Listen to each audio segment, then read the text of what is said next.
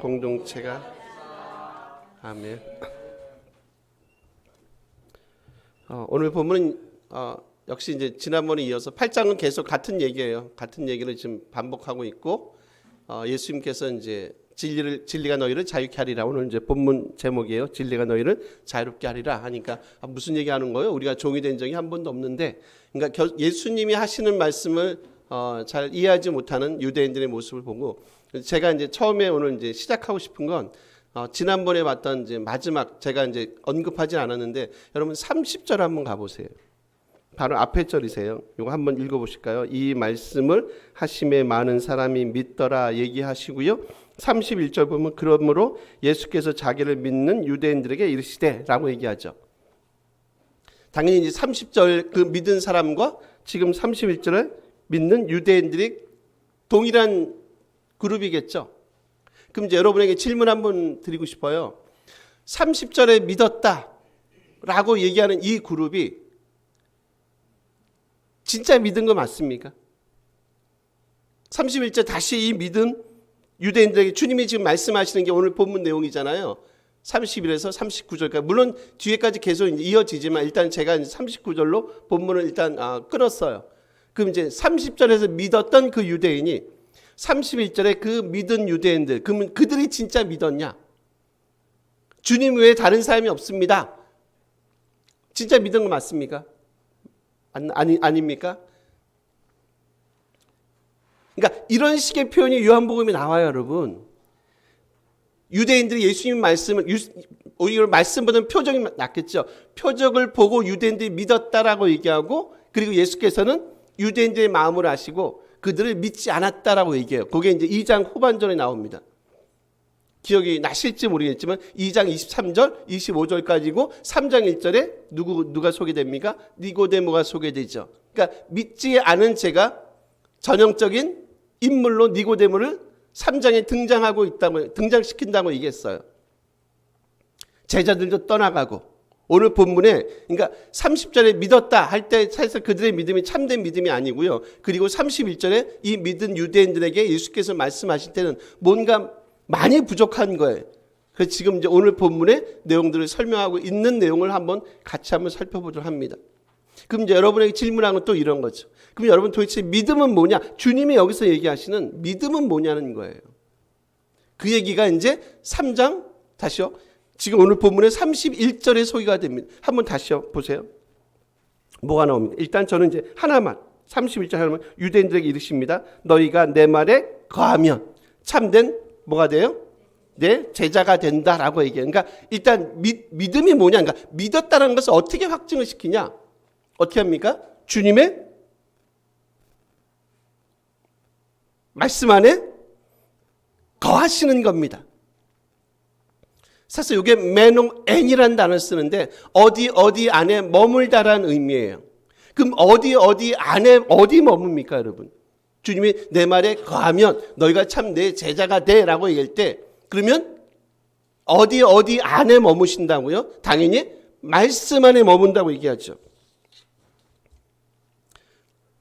그러니까 늘 주님이 요한복음을 통해서 강조하고 싶은 건 뭐냐면 표적을 강조하지 않는단 말이에요. 말씀 안에 거하는 게 곧 어디 안에 거하는 거라고요? 주님, 예수님 안에 거하는 거하고 다르지 않아 라고 말씀한다는 거죠. 근데 왜 유대인들은 왜 주님의 그 말씀 안에, 주님 안에 거하지 않는가? 여러분, 죄가 들어오니까 그들이 늘 어디 있냐면 죄 안에 있어요. 죄가 들어오니까 있잖아요. 예를 들면 이전에는 되게 그 만남이 좋았단 말이에요.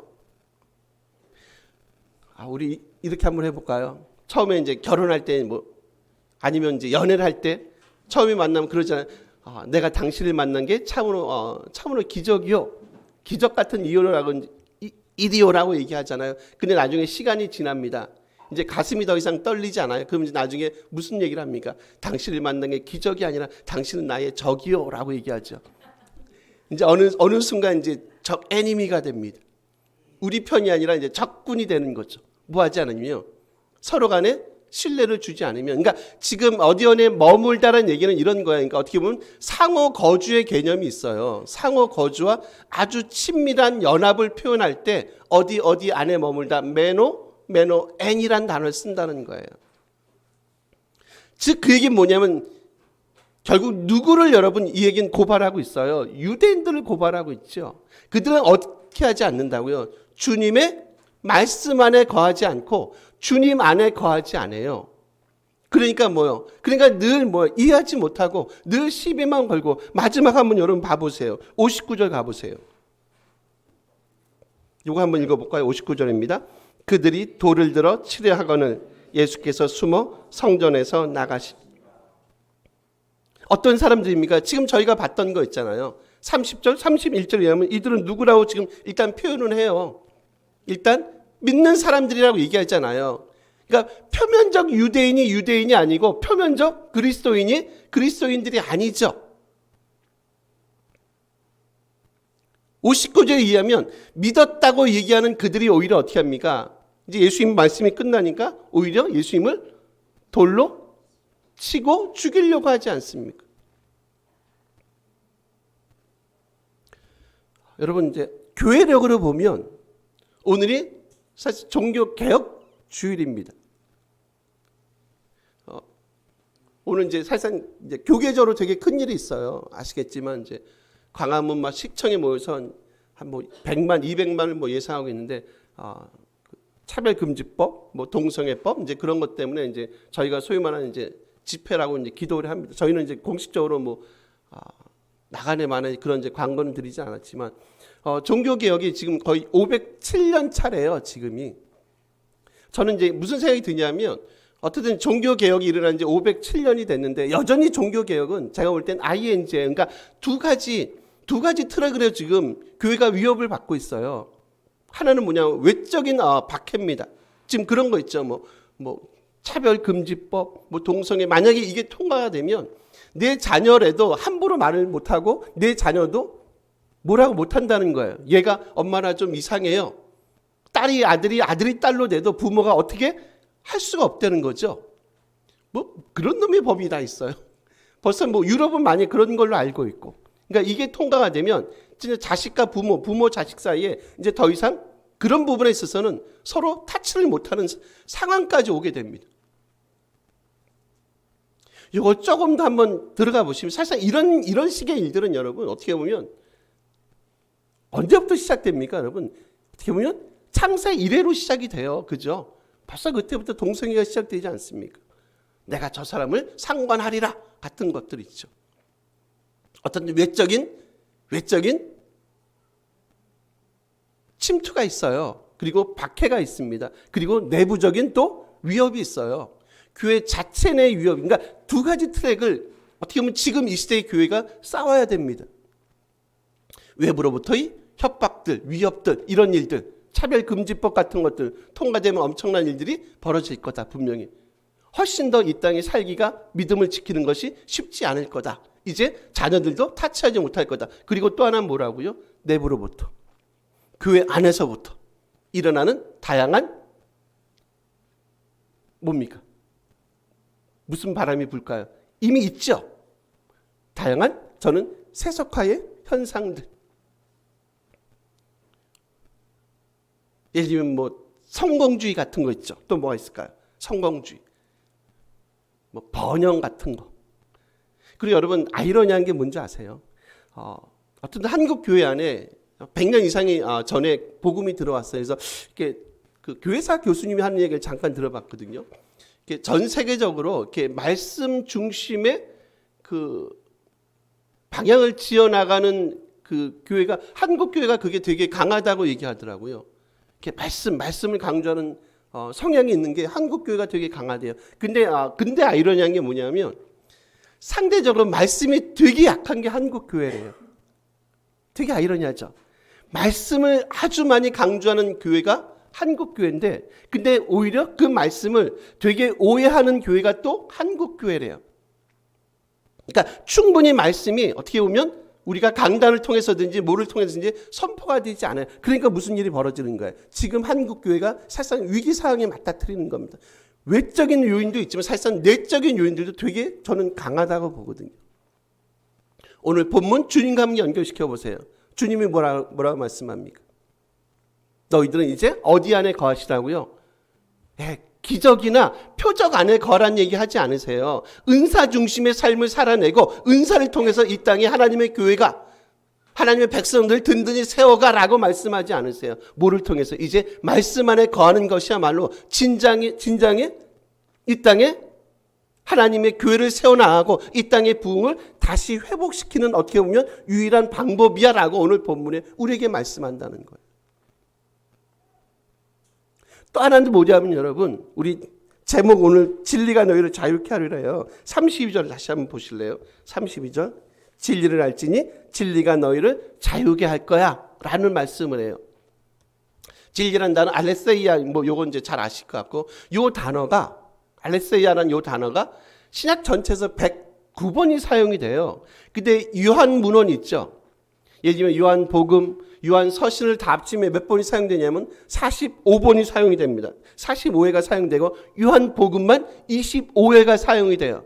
그러니까 요한복음만 보면 거의 성경의 4분의 1이 지금 어디서만 사용됩니까?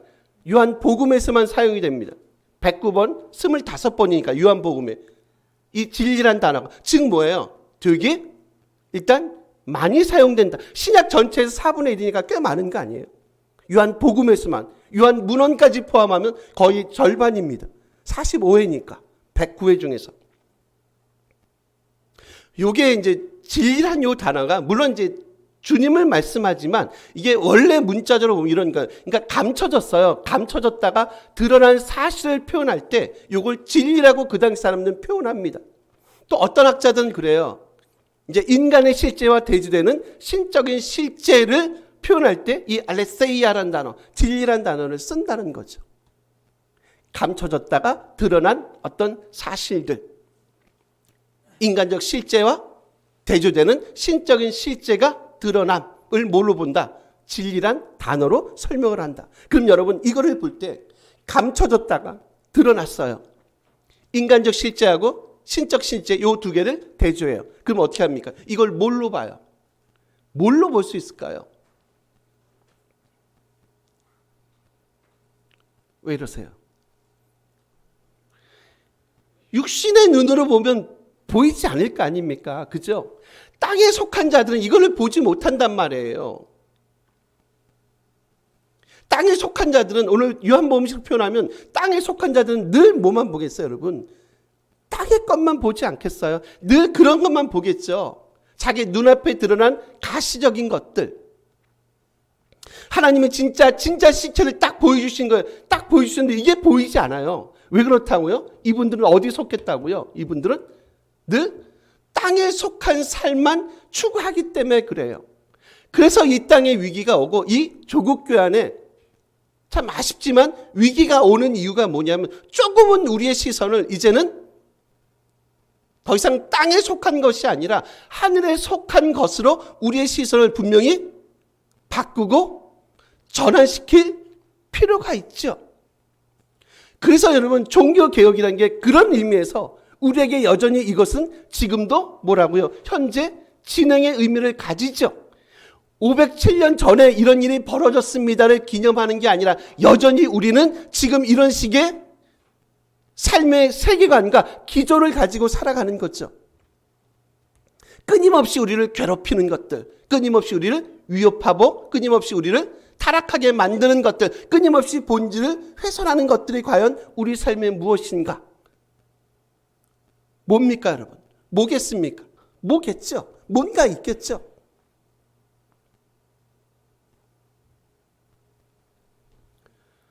되게 많이 바쁜 시간들 저희가 많이 보내요.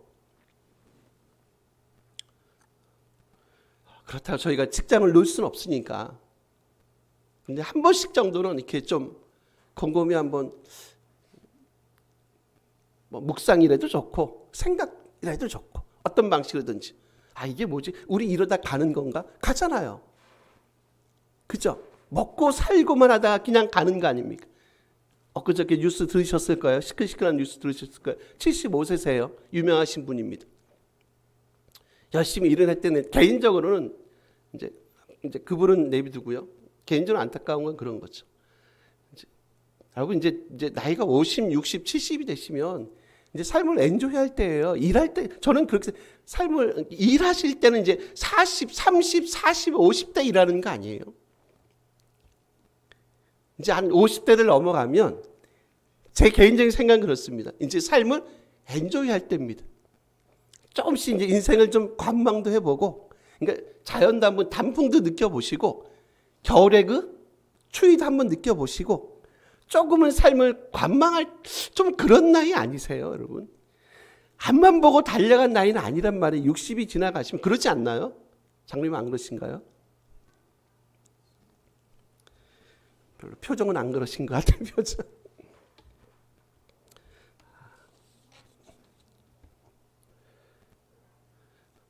그래서 중요한 게 그냥 그 주님과의 만남이 그래서 여러분 중요해요. 그러니까 저는 유대인들이 그런 것 같아요. 그냥 주님과 그냥 스쳐 지나가는 사이예요. 그러니까 두 가지, 그러니까 스침이냐 만남이냐라는 거예요. 근데 유대인들은 여전히 뭐 하지 못해요? 주님을 이해하지 못한다 그랬죠.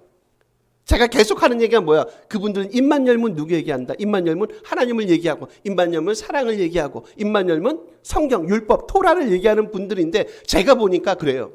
아, 이분들은 왜 주님을 이해하지 못하지? 왜 이해하지 못하냐면 그냥 주님, 예수님은 그런 거예요. 그냥 스쳐 지나가는 하나의 그냥 사람에 불과한 거예요. 근데 정말로 주님이 원하시는 건, 하나님이 원하시는 건 뭐겠어요? 진정한 그분과 우리 사이에 뭐라고요? 상호 거주함 내지는 진정한 연합의 삶을 원하지 않겠어요? 그래서 뭐라? 어디 안에 머무십시오. 메노엔입니다, 여러분. 말씀 안에 거하시고 그분의 삶 안에 거하시고, 그래서 진정한 제자의 삶을 이 땅에서 살아내시고, 결국 그를 통해서 우리 눈앞에 펼쳐진 감춰졌던 것이 드러나는 그 실체와 본질을 보는 그 놀라운 영광의 삶을 우리가 살아내는 것. 더 이상 땅에 속한 자의 삶을 살아내지 않으시고 이제 하늘에 속한 자의 삶을 살아내시고, 그래서 이 땅에 그리스도 안에서 우리 뒤에 뭐라 그래? 진정한 뭐를 얻으시는 것? 진정한 자유함을 얻으시는 것. 32절이세요. 진리를 알지니 진리가 너희를 자유케 하리라. 진리를 알게 되면 얻게 되는 마땅한 결과물이 뭡니까? 결과물이 뭐예요? 바로 우리 삶의 자유함. 여러분 이거는 한번 보세요. 이거는 가지고 못 가지고 배우고 못 배우고 그런 문제는 아니에요. 당연히 그런 문제는 아닙니다. 기억나시죠? 제가 모 재벌 총수가 인터뷰했던 거 기억나세요? 가장 중요한 걸 뭐라고 생각합니까? 당신 삶의 가치가 뭐라고 생각하십니까? 그분이 뭐라 그랬다고? 자기는 자유함. 그게 인생의 가장 중요한 본질 같다라고 얘기하시잖아요. 느끼는 뉘앙스가 있으시죠? 그렇죠? 여기 여러분, 제가 이제 요 자유함에 대해서 잠깐만, 그 당시 있잖아요. 그 당시 그 헬라 사람들, 로마 사람들은 이 자유함을 어디서 찾았냐면 사실상 제우스에서 찾습니다. 그러니까 제우스는 진짜 자유로운 신이시다. 그러니까 그들이 섬기는 소위 말하는 그 그리스 로마 신화입니다. 제우스야말로 진정으로 자유로운 신이야. 그래서 자유로운 그 신이야말로 진정으로 우리에게 자유함을 주겠지라고 생각했던 게 그 당시 일반적인 헬라 사람들의 사상입니다. 유대인들은요. 여러분 유대인들은 어디서 자유함을 찾는 줄 아십니까? 유대인들은 어디서 찾냐면 바로 토라 율법입니다. 그래서 이런 말을 해요. 율법, 토라를 연구하면 연구할수록 사람들은 점점 자유함을 얻게 된다라고 얘기해요. 근데 한번 여러분 생각해 보세요. 율법을 알면 알수록, 연구하면 할수록 율법이 인생들에게, 유대인들에게 진정한 자유를 가져다 줬습니까?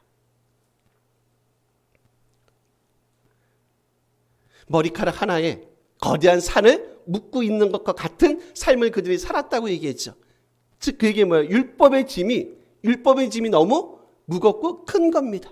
못 져요. 613개 계명 얘기했어요. 안식일 계명만 몇 개라고? 안식일 계명만 그것만 39개라고 얘기했어요. 그러니까 너무 그 짐이 무거운 겁니다. 머리카락 하나로 그 거대한 산을 여러분 묶어낼 수 있겠습니까? 버틸 수 있겠습니까? 그 정도로 사실상 율법이 말은 그렇게 하지만 유대인들은 진정한 의미에서 자유함을 얻지 못해요. 뭐를 통해서요? 율법을 통해서. 오늘 뭐라고 얘기한다고? 진리신 주님, 그분만이 진정으로 우리들 삶에, 너희들 삶에 뭘 갖다 줍니까? 자유함을 갖다 줄까? 그 자유함을 통해서 이제 우리가 그리스도 안에 있는 것이 얼마나 복된 것인지를 스스로 알게 되고 깨닫게 되는 거예요. 만약에 이게 우리 가운데 여러분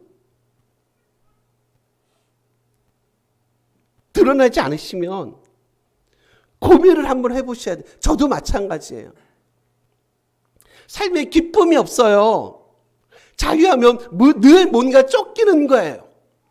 다시 말씀하지만 이거는 있잖아요. 여러분 경험치도 그러실 거예요. 이건 가지고 못 가지고 경제적인 유무에 따라서 결정되는 게 아닌 것 같아요. 배우고 못 배우고 그런 거에 결정되는 게 아니에요. 아파트가 있고 없고 그런 것 따라서 그런 게 아니에요. 진정으로 우리가 우리 마음속에 있는 그 주님을 통한 그 자유함이 진정한 해방이 있는지, 죄로부터 율법으로부터 우리를 올가면은 뭔가로부터 진정한 해방을 우리가 맛보고 있는지, 이거는 환경에 의해서 결정되는 것 같지 않아요. 그렇지 않나요?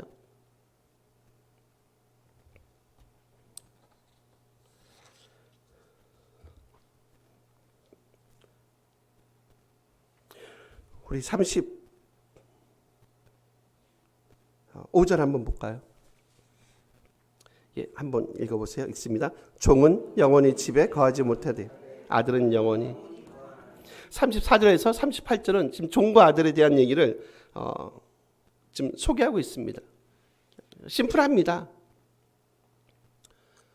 당연히 종은 권한이 없어요. 그냥 종은 뭐 하는 사람이에요? 그냥 일하는 사람이에요. 그리고 어떻게 보면 그 당시 상황에 보면 일하다가 나중에 버려지는 사람들이에요. 물론 약간의 이제 나중에 자유민도 되고 뭐 나중에 재산도 받게 되고 재산도 수여할 수 있고 이제 그런 특별한 케이스도 있지만 그냥 단순하게 딱 평면적으로 비교해 보면 종과 아들은 당연히 엄청난 뭐가 있다고요. 엄청난 당연히 격차가 있어요. 이 둘은 이 간격은 좁혀지지 않는단 말이에요. 지금 예수님께서 하시는 얘기가 뭐예요?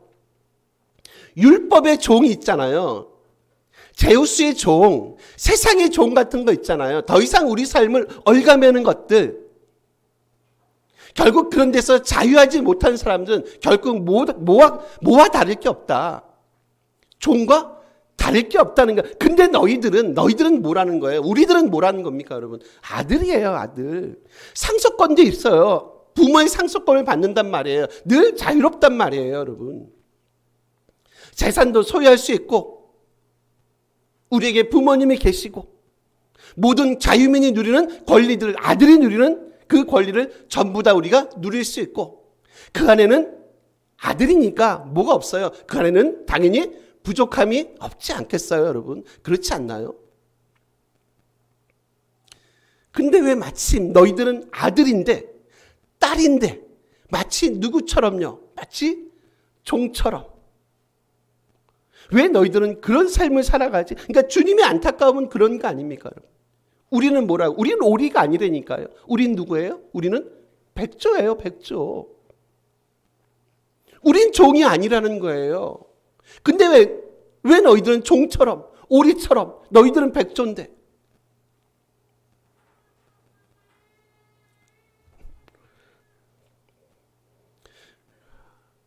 그래서 이제 비교되는 게 뭐냐면 여러분 하갈과 이스마엘하고요.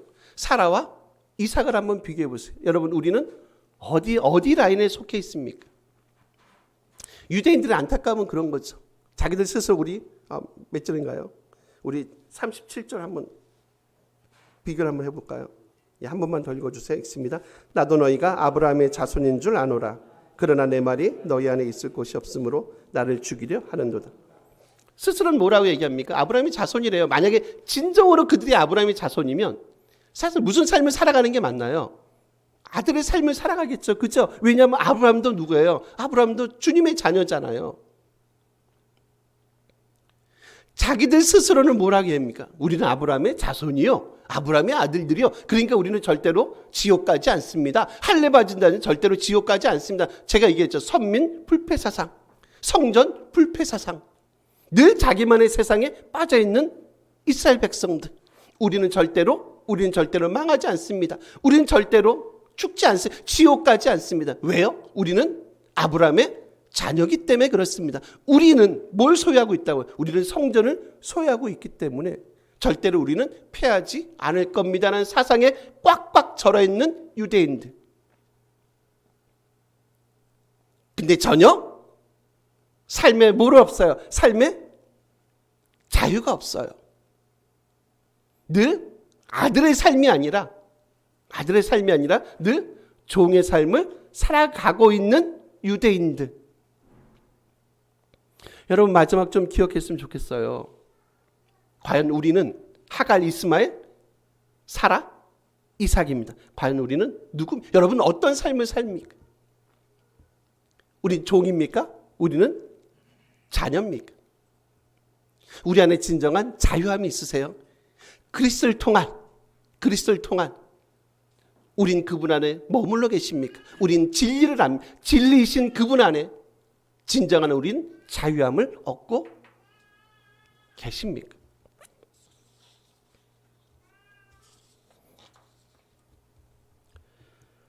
마지막 정리하겠습니다. 제가 한 시사 프로를 이렇게 TV를 좀 보는데 재밌는 내용이 나오더라고요.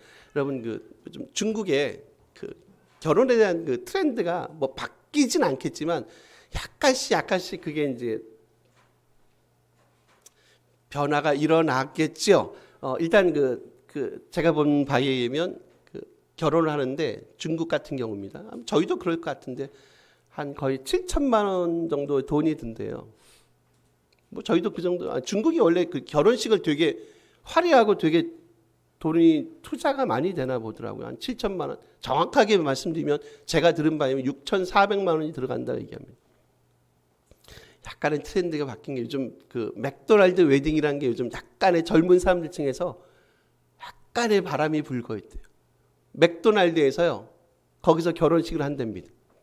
햄버거 먹고 감자 칩스 먹고 거기서 얼마 들어가는 줄 아세요? 결혼식 비용이? 한 번만 대답 좀 해주세요. 좀 틀려주세요. 많이 안 들어갑니다. 40만 원. 40만 원에 결혼식을 한답니다.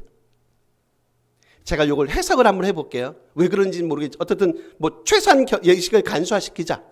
이제 저는 이런 생각, 제가 해석을 한 거예요. 무엇이 중요한지.